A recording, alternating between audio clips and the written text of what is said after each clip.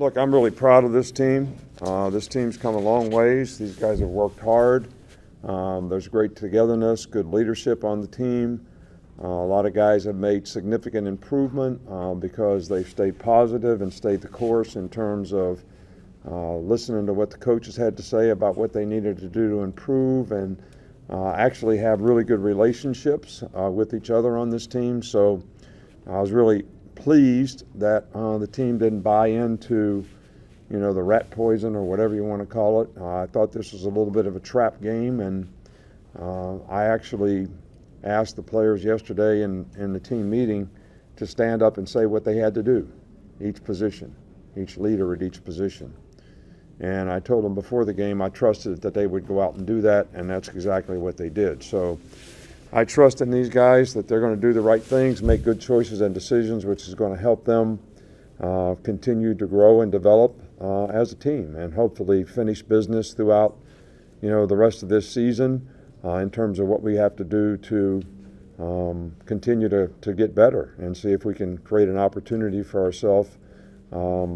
Obviously, it's great that we won the West and going to have an opportunity to play in the SEC championship game, which I'm very happy for this team that they were able to accomplish that. I think there's probably very few people after the Texas game or the South Florida game, a lot of naysayers out there never really believed in these guys, but I've always believed in this team and trusted in this team that they would develop into something that's special, and it has been special. It's been a great experience to see them grow and develop and the confidence that you need to, play really, really well.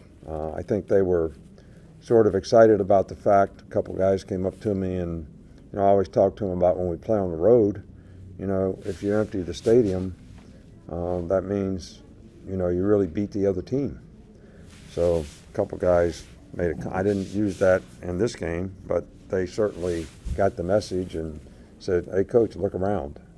So I'm pretty proud of them the way they played today. And obviously there's some things that we can correct and fix. We made some errors that obviously we busted on the 60-yard run at the end of the game when we put the twos in there. But these are all learning experiences that these guys will have an opportunity to get better at. Jaylen played really well. I thought, the offense started the game out and set the tempo of the game extremely well.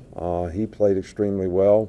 The whole idea was the way they play on defense is take what the defense gives, and we nickel-dimed them in the first couple of drives, and then we hit a couple big plays. So I thought they did a great job on offense, and great team win for us. Aaron, slide that computer in a little closer, and we'll start with Nick. Yeah, you talk about Jalen Milroe, but as far as this team's overall resiliency, that he's shown that same quality. How have you seen that from him through the course of the season, the resiliency that Jalen's had? Well, I guess that's what I was trying to explain, that these guys have had great perseverance, shown great resiliency, been able to, you've heard me say this before, manage hard. Whenever things got hard, they always seem to come up with, we can come back in a game when we're behind 7-6. We can come back in a game when we're behind 20-6. We can make plays when we need to make them. So I think that comes from confidence, but I also think it comes from believing in each other and believing in what you're doing. And coaches have always also done a really good job of selling the players on, hey, if you do it this way, you're going to have success. Edwin? Coach, over here on the right. How important was it for this defense to step up and just shut down the running game like they did tonight? Well, I think that was the key to the drill. I mean, controlling the line of scrimmage in this game against this type of team who prides himself in being a physical team, I think was, like our number one objective. And I think we wanted to make them one-dimensional. I think we did, except for the last run where we didn't have any run support on that side. But, I think it was really important that we won on the line of scrimmage on both sides of the ball. We'll stay on that side with Chris Lowe. Hey, Nick, what's the challenge been like for you to get this team from where they were, Texas, South Florida, where they are now? You've had a lot of challenges in your career. Yeah, but it's been fun. It really has been fun to see. I think that, it seems like every team we've had in recent years, there's these huge expectations. and you never want the expectations to impact you.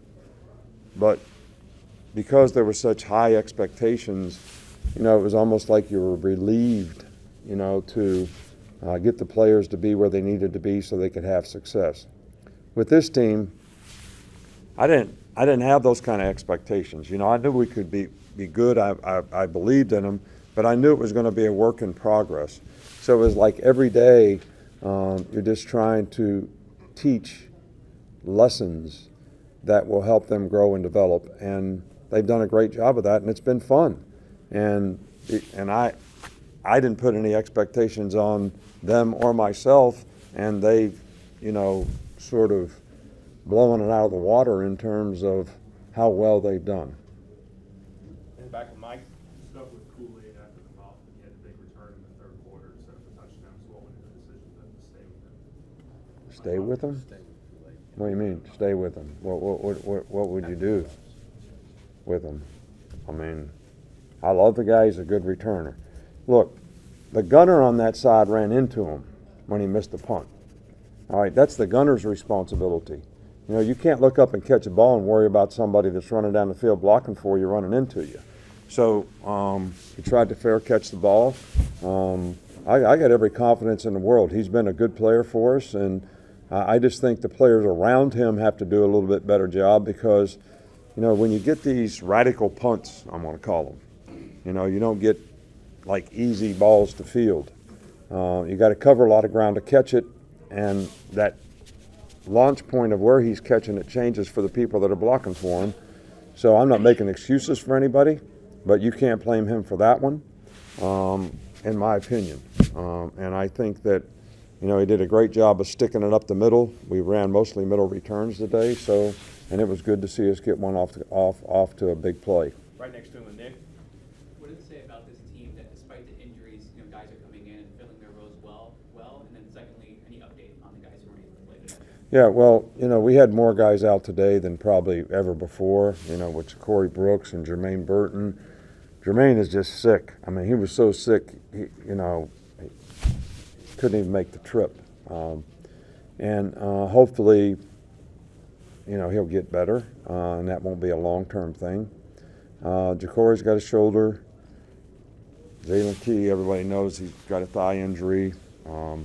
It'll be day-to-day again this week. Same thing with Lawson. So we'll just have to, see how it goes. But I was really pleased with the way the guys that filled in today and took their place, and we had to shift guys around in the secondary.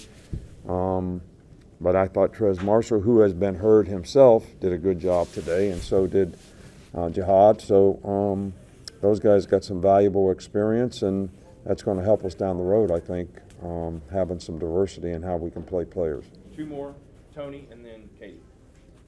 You've had a lot of success with explosive plays, but you mentioned nickel and diming them on some of those drives. How important was that to show that, it's not just the explosive plays for the offense? Yeah, I think that's important. In fact, there was a couple times when, we threw the ball down the field that if we would have stayed with that, just take what they give you, we probably would have moved the chains. But I thought we did a really good job overall of taking advantage of that. But look, a 5-yard pass is just as good as a 5-yard run. It's 2nd and 5, and you keep things moving. So we did a good job on 3rd down again today. So kept the ball quite a bit. So I think that was a real positive for us. Finish up on the right with Katie. How important do you think the bye week was for Jalen Milroe? The last 2 games out of it, he has 2 touchdowns. 10 touchdowns. Whether it was just getting his legs back under him or maybe developing more Tyrese. You'd have to ask him if the bye week. I don't know if he took some Geritol or what, but that's my medicine that I use. So, us old folks. No, you'd have to really ask him. I thought he was playing really well before the bye week. Obviously, the bye week helps a lot of players, sort of recalibrate, self-assess how they're playing, be able to work on some of the things that have been issues or problems for them, which helps them improve. you don't have the pressure of another game plan, during a bye week, so you can kind of focus on what you need to do. So that's probably a good thing for all players. But, I think his confidence is growing, and I think the confidence of the players around him has grown, and our production and performance has sort of mirrored that confidence.